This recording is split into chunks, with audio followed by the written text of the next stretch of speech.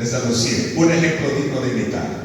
Sé que cada uno de nosotros, en nuestra vida privada, en nuestra vida secular, en nuestra vida ministerial, en la vida religiosa, en la vida como familia, siempre necesitamos, aparte de Dios, necesitamos tener a alguien a quien emular, a quien modelar, a quien imitar, porque eso es parte de la génesis, de la genética del ser humano.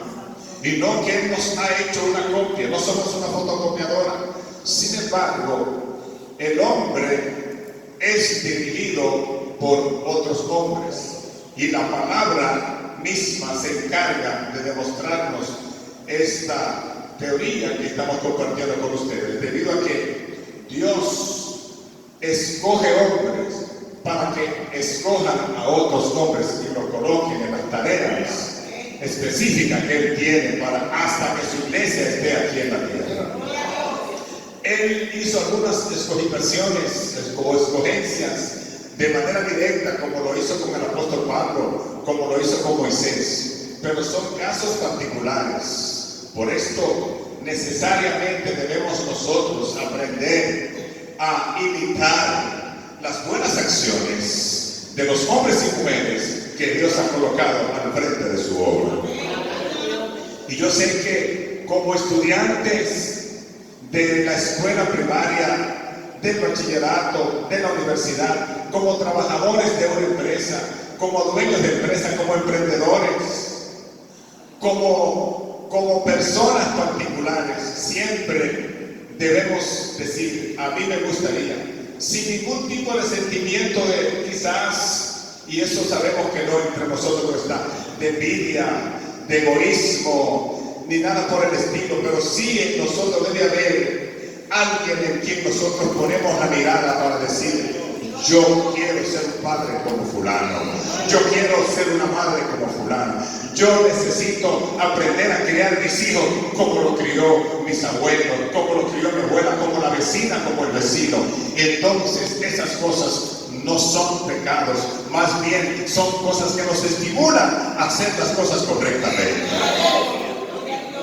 Por esto, de manera amplia y libérrima, nosotros encontramos en este hombre, que fue un hombre de carne y hueso como usted y como yo, tantas cosas que imitar. Pero la mayor cosa que nosotros encontramos para imitar del apóstol Pablo es el fervor, el ardor, la pasión, el entusiasmo, la calidad con la que él le echó mano a la encomienda que le entregó nuestro Señor Jesucristo. ¿Cuántos? Y yo sé que todo predicador desearía ponerse por lo menos una partecita del zapato que ocupó el apóstol Pablo en la predicación. Y es por esto que comparto con ustedes una frase de Aristóteles, filósofo griego que vivió hasta el 322 a.C., que dice, todo acto forzoso, se vuelve desagradable. Todo acto forzoso se vuelve desagradable. Nosotros como pastores, ustedes como misioneras damas, nosotros como padres, si nos encontrásemos realizando la tarea, la responsabilidad del compromiso social que se nos ha asignado o que hemos asumido como padres, como esposos, como pastores, que hemos aceptado voluntariamente llegar a este ministerio y que lo estuviésemos haciendo de manera forzosa, entonces se va a convertir en algo desagradable para nuestras vidas y no lo vamos a disfrutar. Por esto es que cuando el trabajo que hacemos, lo hacemos con pasión, lo hacemos con deseo, no es un trabajo, es una actividad que nos hace vivir. Y por esto, cuando un ministro, cuando un hombre o una mujer al reino y la está haciendo con fervor, con deseo, con dedicación, con entrega, está viviendo la vida. Viviendo la vida de Cristo, viviendo la vida que agrada a Dios. Pero qué terrible es. Estoy aquí en esta iglesia, pero yo sé que yo no voy a salir adelante. Estoy aquí, pero estos hermanos no me ayudan. Convoco a la salida, convoco a salir a evangelizar y no llegan. Nosotros como iglesia, nosotros como ministros de Cristo, y yo recuerdo que en la mitad del camino tuve que hacer una revisión. Siempre los cultos en todas las iglesias, y si ustedes son las excepciones, pues los felicito, pero siempre en la congregación nos da brega como pastores lograr la asistencia regular a los cultos de oración y estudio bíblico. Y hace unos años atrás, en vez de yo alegrarme y exponer la palabra con gozo, orar con alegría, siempre sacaba un espacio de tiempo para refunfuñar, para quejarme respecto a los que no asistieron.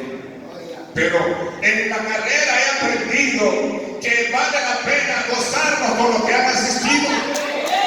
¡Aleluya! Premiar, estimular los que sí hicieron el esfuerzo y pudieron llegar en el día de hoy.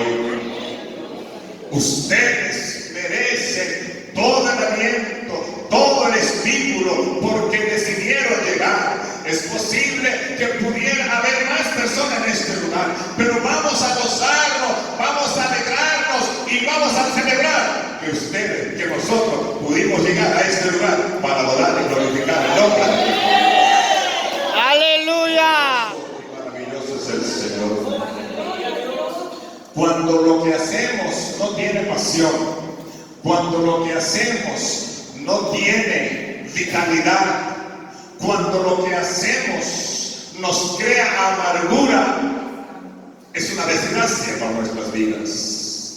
Y aquí encontramos en este hombre llamado en principio Saulo, cuando era un perseguidor, cuando era un enemigo del cristianismo, pero que fue marcado desde el vientre de su madre, porque él mismo lo dice: porque fui escogido desde el vientre de mi madre.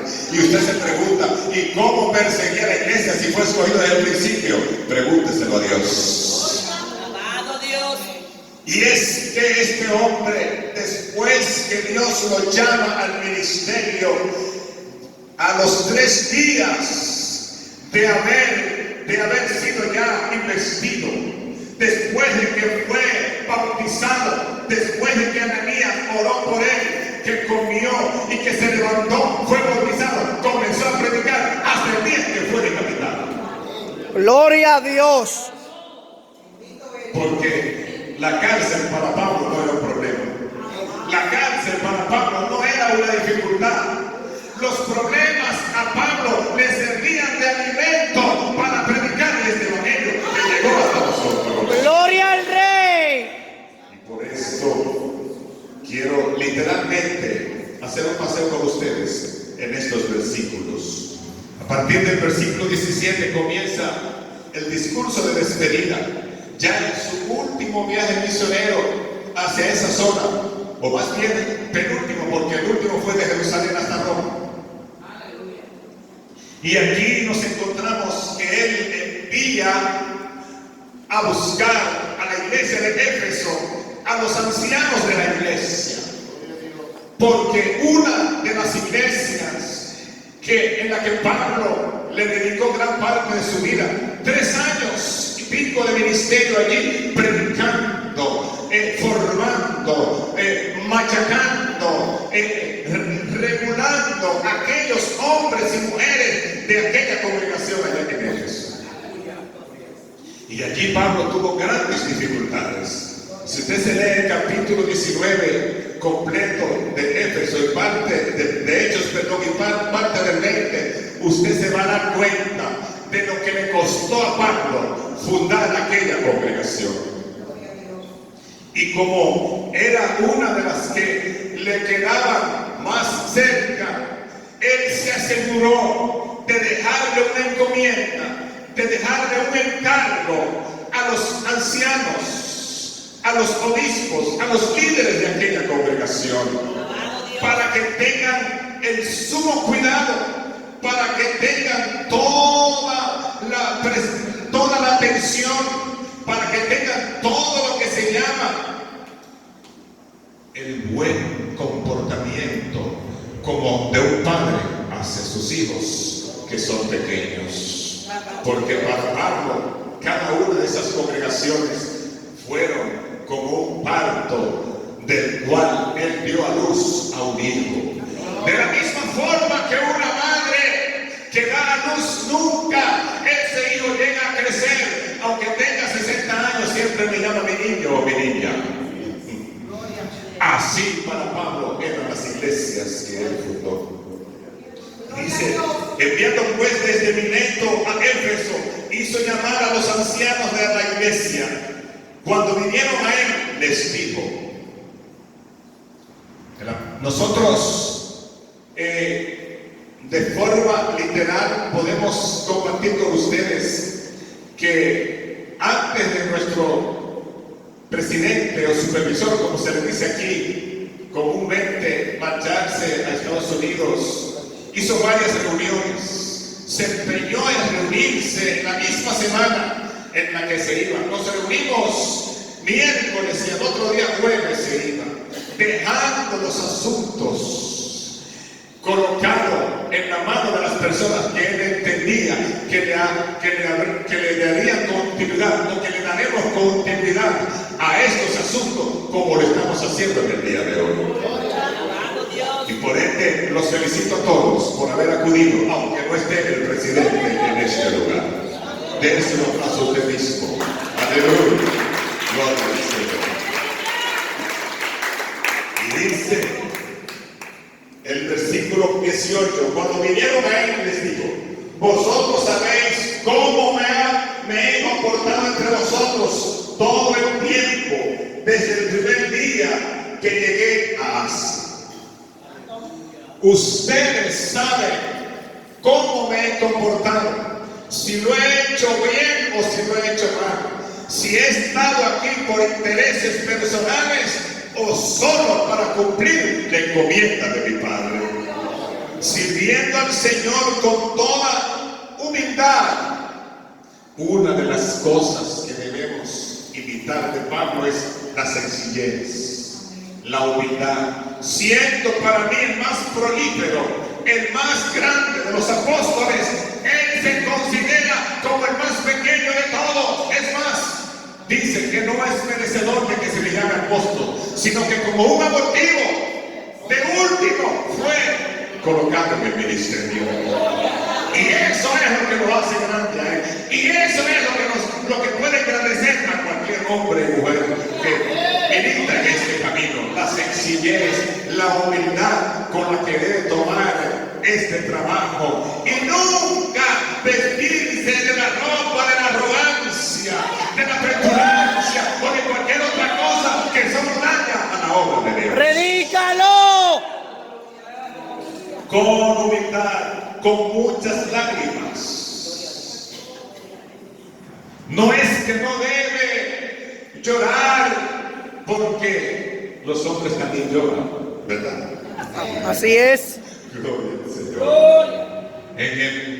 En el lenguaje y la cultura machista de la forma de criar en nuestra América Latina, en nuestro país, acostumbran las madres a decirle a los varoncitos, los hombres no lloran, los varones no lloran. Pues déjame decirles que sí, que los hombres también lloran. No le prohíba a su hijito llorar, no le prohíba a Benjamín llorar, déjalo que llore. Porque cada cosa tiene su espacio y cada cosa tiene su motivación.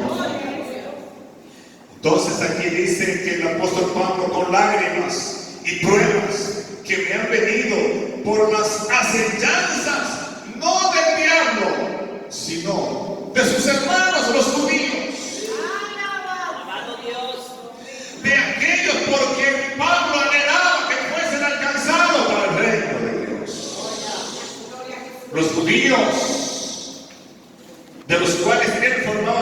principio, pero después del llamado de Cristo se sale de esa comunidad perseguidora, de esa comunidad que no acepta a Cristo como Señor y Salvador. Entonces ahora Él se da cuenta y entonces siente el deseo vehemente de que los judíos, sus hermanos, su nación, la tribu de la cual Él desciende, los benjamitas, que también sean alcanzados para Dios. Usted y yo debemos sentir el deseo de que nuestra nación, de que nuestros familiares puedan también ser alcanzados. Cuando se reúna usted con sus familiares, como suele suceder en esas reuniones, en esas comedoras del 24 o 25 de diciembre, ahí debemos aprovechar y meter el mensaje de la palabra de Dios. ¡Amén! ¡Predícalo, predícalo! Para los gentiles, Él fue llamado a predicar a los gentiles, pero no se descuidó con su gente, los judíos, esos que los perseguían. A eso Pablo también quería que Dios le diera la oportunidad de llevar el mensaje de la palabra. Dice el 20, y como nada que fuera útil, he reunido de anunciaros y enseñaros públicamente y por las casas, testificando a judíos y a gentiles. Es verdad que Él mismo le dice a Pedro, tú eres el apóstol de la circuncisión, mas yo de la incircuncisión. Vamos cada uno a atender nuestro rol, pero es que era muy amplio, es que era muy rendido el ministerio de Pablo, y no solo le bastaba con predicar a los gentiles, sino que tenía gran pasión por los judíos, aquellos que lo metieron preso en Jerusalén, aquellos que en tantas ocasiones quisieron mocharle en la cabeza. De eso Pablo tenía compasión. Y dice a judíos y gentiles acerca del arrepentimiento para que con Dios y de la fe en nuestro Señor Jesucristo. Ahora, ligado yo en espíritu, está hablándole a los ancianos, a los líderes de la iglesia de Éfeso. Ligado yo en espíritu, ligado con quién? Ligado con Cristo, pero también ligado con ellos, a los que estaba entregando la encomienda. Dice, ligado yo en espíritu, voy a Jerusalén sin saber lo que allá me ha de acontecer. Miren, ahora mismo son muy pocas, y por supuesto tiene lógica desde el punto de vista humano y material, son muy pocas las misiones que se preparan para ir a Haití. No. Nosotros, yo mismo digo, no, para Haití yo no voy, porque debemos ser sinceros. Haití es un peligro inminente. Sin embargo, para este hombre del cual estamos hablando, no le importaba que fuera para Haití, estando las cosas como están. Por esto es que no debemos, estamos hablando de un ejemplo digno de imitar, pero con esto no queremos decir que usted tiene que ser como el pastor de familia, o que usted tiene que ser como el pastor Porfirio Pérez, o que usted tiene que ser como Juan o como Mecano. Usted y yo tenemos algo propio que Dios ha puesto en nosotros. Estamos hablando de imitar las buenas acciones hasta donde podamos y nos den las capacidades. Amén. Porque todos los extremos son malos. Todos los extremos son malos. Y si yo salgo de aquí diciendo, si Dios no me da una iglesia, una congregación como la que pastorea Ezequiel Molina, me voy a morir, me muero, porque yo necesito tener una iglesia como Bajareí. No es a esto que nos referimos. No es a esto que nos referimos. Porque lo poco que tenemos se hace innecesario cuando estamos llorando por algo más. Gloria a Dios. Dejamos de disfrutar de lo bello que podemos tener en la mano. Aleluya. Esto es un cofre muy hermoso, pero si estoy ciego, estoy aburrido, estoy triste, porque no tengo el cofre que es un poco más grande, entonces no tengo tiempo para disfrutar y se me va la vida, y cuando llegue el tiempo de quererlo disfrutar, ya se me acabó la vida. Vamos a gozarnos con lo que Dios ha puesto en nuestras manos. ¡Predícalo! ¡Aleluya! Poderoso y maravilloso es Dios. Y no quiero salirme del tema del recorrido textual que estoy compartiendo con ustedes. Pero la verdadera rico no es el que tiene más, sino el que necesita menos. El que necesita menos, el que tenga menos necesidad, ese es el verdadero rico. Porque si no hay necesidades, estamos satisfechos, estamos completos. Ahora, que no caigamos en un estado de satisfacción, de decir, aquí es la voluntad de Dios, con 2 o 3 que haya, con eso nos vamos a contentar y no hay que hacer nada. Porque a esto fue que Dios me llamó a predicarle. No, sacamos a trabajar. ¡Aleluya! Fíjense que pareciera como que si estuviéramos caminando en un terreno de contradicción. Es que hay que coger cada cosa en la dirección de cómo nos debe guiar el Señor, a fin de no conformarnos, pero sí de estar contentos. ¡Amén! No conformarnos, pero sí estar contentos, porque esa contentura, esa alegría es la que nos va a dar la energía, nos va a motorizar, nos va a impulsar para alcanzar lo otro que falta por conseguir. ¡Predícalo, predícalo! Señor. Dice el 23, dice que no sabe lo que le espera, lo que le ha de acontecer en Jerusalén. Él, por estar consolando, diríamos nosotros parafraseando, por estar consolando a aquellos líderes, pero él estaba consciente. Sus compañeros de milicia se lo habían advertido y él sabía que él para los judíos era un enemigo que desde que cayera en manos de ellos los iban a apresar. Pero el versículo que leímos lo vamos a recapitular, lo vamos a replicar para entender que él sí, a pesar de decir lo que dice, sabía que iba a ser peligro, pero un peligro que le esperaba por la causa de Jesucristo. ¡Aleluya! ¿No se cree usted que aquí mismo en RD hay ciertos lugares que es fácil predicar el evangelio? No, aquí hay ciertos sectores que hay que estar bien seguro de quién te llamó, para qué te llamó y dónde te llamó. Nosotros conocimos a Mandinga cuando me llevó por primera vez a Santana. Y yo entré ahí como si me llevaron al naco. Yo no sabía. Pero en la medida en que uno va desarrollándose y va caminando, se va descubriendo en qué terreno tú estás, pero ya estamos metidos.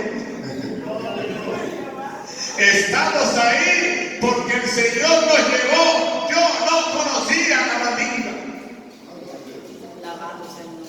Y busque, si usted quiere, el nombre, busque la definición, el origen de ese nombre para que usted vea si es un poco fácil. Pero el Señor nos ha llamado.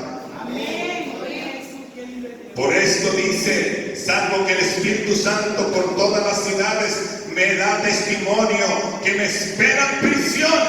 Es decir, que él sabía. Él sabía que desde que llegara le iban a poner las esposas.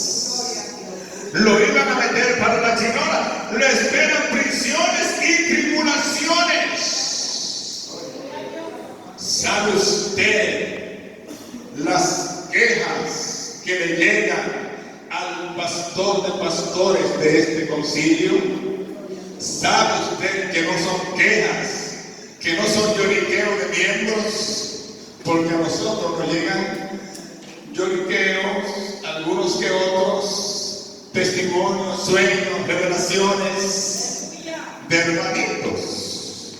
Pero a nuestro pastor Sergio, este pastor Y por esto tiene que haber en el hombre que está dirigiendo líderes una capacidad superior. Por eso se le llama supervisor, porque tiene que ver por encima de los demás. Aleluya. Y cada uno de los hombres y mujeres que están ahí sentados estamos llamados a ser supervisores de un rebaño más pequeño, de un conglomerado más pequeño, pero somos los ancianos, los líderes, los supervisores, aquellos que estamos llamados para no pararnos y tomar este micrófono para desestimular. El pastor, aunque tenga diarrea, decía Francisco Pérez, debe pararse y predicar un mensaje lleno de gozo. Aleluya. Con diarrea, con dolor de cabeza, no tiene que hacerle saber a la iglesia que está mal. Después que termine de predicar, que lo agarren y que llegue a su casa, pero predicó el mensaje con talento, con Amén. y así mantiene el fuego. Predícalo, predícalo. Ese es el capitán del barco. En el Titanic dice la historia de lo que he podido leer, que el capitán se mantuvo en su asiento, en su cabina, y el barco se hundió con el capitán agarrado del timón. Agarrado del timón. Por esto vamos a invitar al apóstol Pablo. Y él dice, sed imitadores de mí como yo de Cristo. Aleluya. Y Cristo dice, aprended de mí, que soy manso y humilde de corazón. Aleluya. Y si Pablo imita a Cristo, y Cristo es digno de imitar, no es malo que nosotros imitemos a Pablo. Amén. Porque si A y B son iguales, y C y A son iguales, entonces los tres son iguales. A veces son iguales. Pablo imita a Cristo y nosotros imitamos a Pablo. Al final terminamos imitando a Cristo también. Amén. Pero de ninguna cosa hago caso, ni estimo preciosa mi vida para mí mismo. La vida de Pablo no era preciosa para él, era preciosa para el ministerio, era valiosa para la obra que le había sido encomendada, porque Cristo nos dice que el que busca su propia vida la perderá, mas el que la pierde la hallará por causa del evangelio. Aleluya. Y esto pareciera que no se entiende, pero el Señor nos da el entendimiento. Amén. Con tal que acabe mi carrera con gozo. ¿Cómo quieres tú terminar tu carrera? ¿Cómo quiero yo terminar mi carrera? Tenemos que decir como esos hombres que ya han concluido. Terminaron con la bota puesta, terminaron haciendo la labor, terminaron trabajando. Así yo quiero terminar, así yo sé que tú quieres terminar, trabajando, no tirando. Vive Cristo para siempre. Con tal de que termine mi carrera con gozo. El gozo es el motor, el gozo es la pasión, el gozo es la energía que te estimula a hacer aquello que te toca hacer y que va a quedar bien y que te va a deleitar y que te sirve de alimento. Si usted, madre o esposa, está preparando un morito y el acompañamiento de ese morito es un huevo frito, hazlo con gozo, hazlo con alegría. Pero si usted le toca predicar el domingo y la iglesia se llena, lo hace con gozo. El viernes o el día en que solo van 2 o 3, también entréguele la palabra con el mismo gozo. Amén. Para que el gozo sea el estímulo para ese pueblo que va siempre, aunque usted no lo crea, a escuchar a su pastor, a escuchar a su líder y hasta los niños.